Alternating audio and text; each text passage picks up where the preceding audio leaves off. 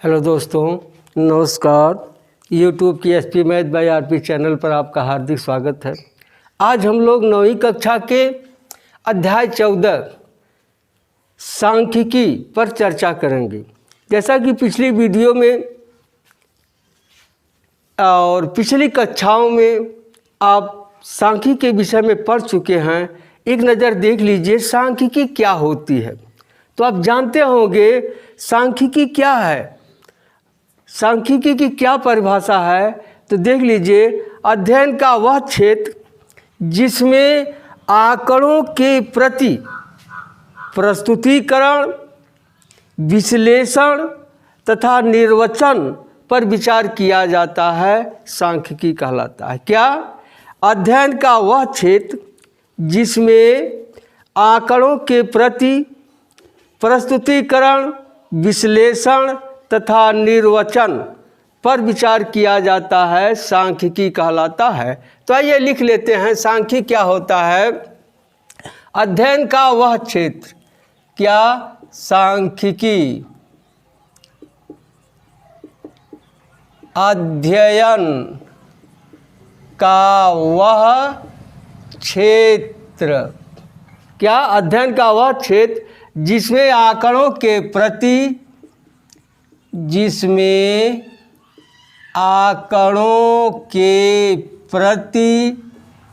क्या किया जाता है? प्रस्तुतिकरण, विश्लेषण तथा निर्वचन। क्या? प्रस्तुतिकरण, विश्लेषण तथा निर्वचन किया जाता है, सांख्यिकी कहलाता है।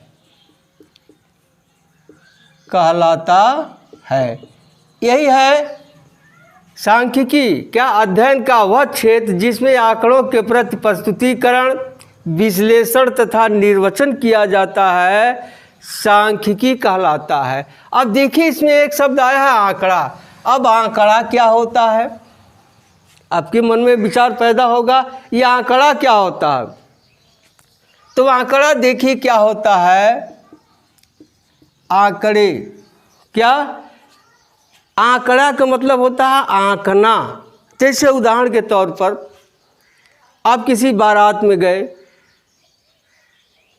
आप 2-4 लोग हैं, आपस में बातचीत शुरू किए। अरे भाई बताइए, बाराती में कितने लोग होंगे? लगभग सब लोग गिने तो नहीं है, अंदाज से ही अपना आंकेंगे। किसी ने बताया 50 बाराती होंगे, किसी ने कहा नहीं 60 होंगे, किसी ने कहा नहीं 40 होंगे, किसी ने कहा नहीं अरे 80 से कम नहीं होंगे, किसी ने कहा नहीं 100 होंगे, किसी ने कहा नहीं 150 से कम नहीं होंगे। इधर उधर फैले हुए हैं। इस तरह से जो आंक लिए लोग, जो आंकड़ा बन गया, यही क्या कहलाता है? आंकड़ा। यही क्या कहलाता है? आंकड़ा। तो आंकड़े की परिभाषा आप जान लीजिए। किसी निश्चित उद्देश्य से एकत्रित किए गए तथ्यों, या लिख लीजिए किसी निश्चित उद्देश्य से एकत्र किए गए तथ्यों, क्या? किसी निश्चित उद्देश्य से एकत्र किए गए तथ्यों या अंकों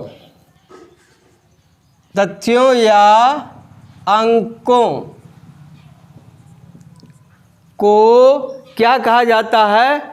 आंकड़ा कहा जाता है। अंकों को आंकड़ा या आंकड़े कहा जाता है। क्या? किसी निश्चित उद्देश्य से एकत्र किए गए तथ्यों या अंकों को आंकड़े कहा जाता है। या दूसरे ढंग से आप कह सकते हैं, आंकड़े संख्याओं के संग्रह हैं। क्या? आंकड़े संख्याओं के संग्रह हैं। क्या हैं? संग्रह हैं। आंकड़े संख्याओं के संग्रह हैं। जो कुछ सूचनाएं देने के लिए क्या किया जाता है? एकत्रित किए जाते हैं। क्या? एकत्रित किए जाते हैं। आंकड़े संख्याओं के संग्रह हैं जो कुछ सूचनाएं देने के लिए एकत्रित किए जाते हैं। यही है आंकड़ा। अब आप आंकड़ा समझ गए होंगे। आंकड़े क्या होते हैं? किसी निश्चित उद्देश्य से एकत्र किए गए तथ्यों या अंकों को आंकड़े या आंकड़ा कहा जाता है। ठीक। अब या पिछली कक्षा में पढ़ चुके हैं, थोड़ा सा देख लीजिए। अब आंकड़ों की क्या क्या विशेषताएं होती हैं, आइए आंकड़ों की विशेषताएं देखते हैं।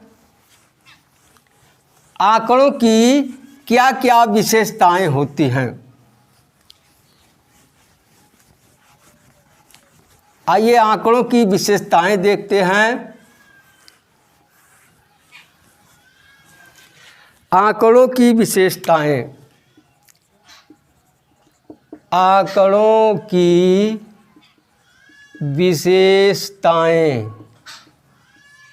अब देखिए आंकड़ों में क्या विशेषता होती है। पहला काम, आप जानते हैं आंकड़े हमेशा बदलते रहते हैं। उदाहरण के तौर पर मान लीजिए इस वर्ष गेहूं की पैदावार कितनी हुई, आंकड़ा निकाला गया पूरे क्षेत्र में। हो सकता है अगली साल वह बदल जाए। इस साल जनसंख्या किसी गांव की कुछ है, अगली साल बदल जाए। इस तरह से आंकड़े क्या होते हैं? परिवर्तनशील होते हैं। पहला है आंकड़े परिवर्तनशील होते हैं।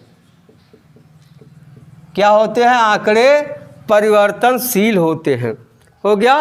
अब दूसरी बात है, यदि किसी आंकड़े में अगर तुलना करना हो तो कैसे होगा? जब तक वो सजाती नहीं होंगे।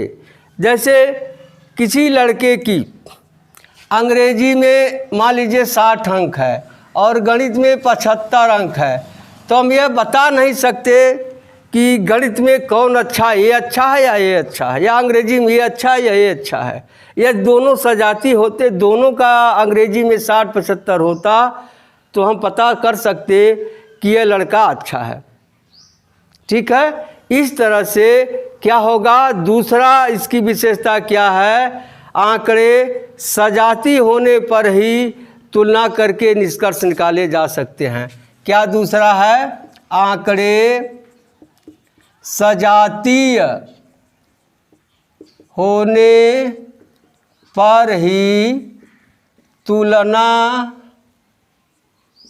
करके निष्कर्ष निकाला जा सकता है। क्या? आंकड़े सजाती होने पर ही तुलना करके निष्कर्ष निकाला जा सकता है। और चीज़ देखिए, हमेशा अगर किसी एक आदमी की मान लीजिए लंबाई दिया है, तुलना करनी हो तो एक से तुलना हो नहीं सकती। इसलिए आंकड़े हमेशा समूह में होने चाहिए। किस तरह से? 2, 3, 4, 5, 6 इस तरह से। तो क्या विशेषता है? आंकड़े हमेशा समूह में होने चाहिए। किस तरह होने चाहिए? आंकड़े हमेशा समूह में होने चाहिए, या आंकड़े हमेशा समूह में एकत्र किए जाते हैं। ठीक। चौथा है आंकड़े हमेशा संख्यात्मक होने चाहिए। आंकड़े कैसा होने चाहिए? हमेशा संख्यात्मक होने चाहिए। अब जैसे उदाहरण तौर पर अगर कहा जाए कई व्यक्ति ईमानदार हैं, या चरित्रवान हैं, तो कितना चरित्रवान है, कितना ईमानदार हैं, इसको हम दर्शित नहीं कर सकते। इसलिए आंकड़े हमेशा क्या होना चाहिए, संख्यात्मक राशि में होने चाहिए। किस में होने चाहिए, संख्यात्मक राशि में होने चाहिए। हो गया। अब आप जानते होंगे आंकड़े दो प्रकार के होते हैं। पिछली कक्षा में आप पढ़े होंगे आंकड़े कितने प्रकार के होते हैं। आंकड़े दो प्रकार के होते हैं। एक होता है प्राथमिक आंकड़ा, दूसरा होता है गौण आंकड़ा। क्या, प्राथमिक आंकड़ा और गौण आंकड़ा। तो पहला है प्राथमिक आंकड़ा। प्राथमिक आंकड़े। अब प्राथमिक आंकड़े किसे कहते हैं, आप जान जाइए। किसी निश्चित उद्देश्य रखकर एकत्रित सूचनाओं के आंकड़ों को प्राथमिक आंकड़ा कहते हैं। या एक निश्चित उद्देश्य से एकत्रित किए गए आंकड़े को प्राथमिक आंकड़े कहते हैं। एक निश्चित उद्देश्य से एकत्रित किए गए आंकड़े को क्या कहते हैं, प्राथमिक आंकड़े कहते हैं। एक निश्चित उद्देश्य से एकत्रित किए गए आंकड़े को प्राथमिक आंकड़े कहते हैं। अब दूसरा है गौण आंकड़े। कौन सा आंकड़ा, गौण आंकड़े। अब गौण आंकड़े क्या है, किसी स्रोत से, क्या, किसी स्रोत से जिसमें सूचनाएं पहले से ही एकत्रित हों। किसी स्रोत से जिसमें सूचनाएं पहले से ही एकत्रित हों। क्या, किसी स्रोत से जिसमें सूचनाएं पहले से ही एकत्रित हों, उनसे प्राप्त आंकड़े को, क्या, उनसे प्राप्त आंकड़े को गौण आंकड़े कहते हैं। गौण आंकड़े कहते हैं। जैसे गौण आंकड़े में आप इस तरह उदाहरण जैसे आंकड़ा एकत्रित किया गया, जनसंख्या का आंकड़ा एकत्रित किया गया। अब उससे हम साक्षर निरक्षर, पुरुष महिला अगर आंकड़ा तैयार करते हैं तो यह क्या कहा जाएगा, गौण आंकड़ा। क्योंकि यह जनसंख्या का आंकड़ा पहले से तैयार है, उसमें से हम निकाल करके क्या करते हैं, साक्षर निरक्षर, पुरुष महिला, बालक बालिका, बच्चे और वयस्क, इस तरह का जो आंकड़ा हम तैयार करते हैं वह कौन आंकड़ा कहलाता है, गौण आंकड़ा। अब ये पिछली कक्षा की बात थी, आप जान गए। आंकड़ा आप जानते हैं क्या आंकना है। तो आइए अब प्रश्नावली 14(1) के प्रश्नों को हल करना सीखते हैं। देखिए पहला प्रश्न है, उन आंकड़ों के 5 उदाहरण दीजिए जिन्हें आप दैनिक जीवन में एकत्रित कर सकते हैं। आप दैनिक जीवन में जिन्हें आप एकत्रित कर सकते हैं, उन 5 आंकड़ों को उदाहरण देना है जो आप कर सकते हैं, बाहर से नहीं। तो आप कर सकते हैं अपनी कक्षा में छात्रों की संख्या। क्या पहला क्या कर सकते हैं, अपनी कक्षा में छात्रों की संख्या का आंकड़ा कर सकते हैं। या आप इस तरह लिख सकते हैं, कक्षा में 30 विद्यार्थियों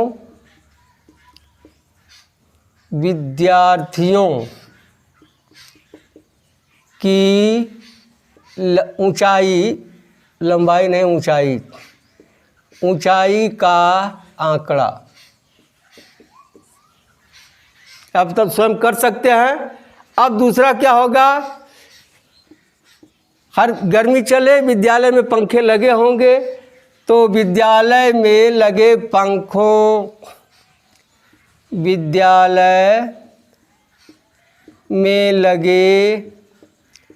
पंखों की संख्या का आंकड़ा। अब तीसरा क्या होगा, अब देखते हैं, चुनाव होता है, समाचार पत्रों में चुनाव परिणाम का आंकड़ा आता है। क्या हो जाएगा, समाचार पत्रों में चुनाव परिणाम का आंकड़ा। यह हो गया। अब चौथा क्या होगा, अब विद्यालय में जब पंखे चल रहे हैं तो बिजली का बिल आता होगा, तो यहाँ लिख सकते हैं पिछले 3 वर्षों के बिजली बिल का आंकड़ा। यहाँ लिख लीजिए विद्यालय में, या घर में भी कर सकते हैं। विद्यालय के पिछले 3 वर्षों या विद्यालय में पिछले 3 वर्षों के बिजली बिल का आंकड़ा। पाँचवां आप लिख सकते हैं, क्या लिखेंगे, सर्वेक्षण से प्राप्त साक्षरता दर के आंकड़े। सर्वेक्षण से प्राप्त साक्षरता दर के आंकड़े। ये हो गए 5 उदाहरण। आप तमाम उदाहरण दे सकते हैं। देखिए यही ना है, 5 उदाहरण दीजिए जिन्हें आप दैनिक जीवन में करते थे, आप जितना कर सकते हैं। दूसरा प्रश्न है, ऊपर दिए गए प्रश्न के आंकड़ों को प्राथमिक आंकड़ों या गौण आंकड़ों में वर्गीकृत कीजिए। अब देखिए प्राथमिक आंकड़ा या आंकड़े। अब देखिए इसमें कौन सा है, पहला प्राथमिक आंकड़ा है। दूसरा विद्यालय में लगे पंखों की संख्या, ये भी क्या है, प्राथमिक आंकड़ा है। अब तीसरा समाचार पत्रों में चुनाव परिणाम का आंकड़ा, देखिए प्राथमिक आंकड़ा नहीं है, क्या है, यह गौण आंकड़ा है। गौण आंकड़े कौन हो गया, तीसरा। फिर चौथा विद्यालय में 3 वर्षों के बिजली बिल का आंकड़ा, यह देखिए प्राथमिक आंकड़ा है, चौथा। और पांचवा सर्वेक्षण से प्राप्त साक्षरता दर के आंकड़े, यह भी प्राथमिक आंकड़ा नहीं है। क्यों, किसी आंकड़े से यह प्राप्त किया जाएगा, इसलिए यह है गौण आंकड़ा। कौन सा है, पांचवा। यह हो गया आपके प्रश्नावली 14(1) में केवल 2 ही प्रश्न थे। आप सांख्यिकी की परिभाषा जान गए, आंकड़े की परिभाषा जान गए, आंकड़ों के प्रकार जान गए, आंकड़ों की विशेषताएं जान गए। अब आप पढ़िए। अब मिलते हैं अगली वीडियो में, तब तक के लिए धन्यवाद। जय हिंद, जय भारत।